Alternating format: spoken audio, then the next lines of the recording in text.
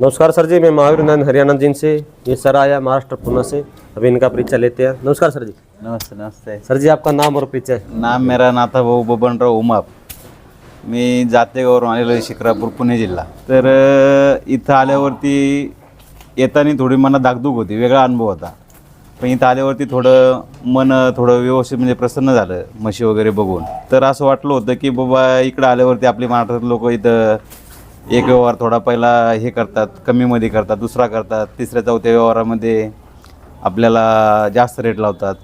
पण इथं आल्यावरती स्वतः महावीर का आल्यावरती असं समजलं की व्यवहारातला जो पारदर्शकपणा आहे, समोरासमोर जे व्यवहार होतात.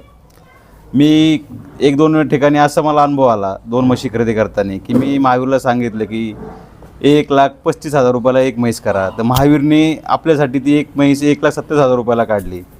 म्हणजे अशा गोष्टी पारदर्शकपणे इथं सगळ्या घडतात आणि दिसतात सगळ्यांना. तर जो कोणी येणार असेल पुण्यावरून किंवा महाराष्ट्रामधून, तर मला असं वाटतं की महावीर हा चांगला माणूस आहे आणि त्यांच्याकडं म्हशी घेण्यास पसंती द्यावी. कितना वैसे सर ये टोटल आपका? सर मैंने 13 म्हैस लिया है ये अभी. सभी आपका ही वैसे? सब मेरा म्हैस है. कोई दिक्कत तो नहीं है किसी तरह की? कोई नाही.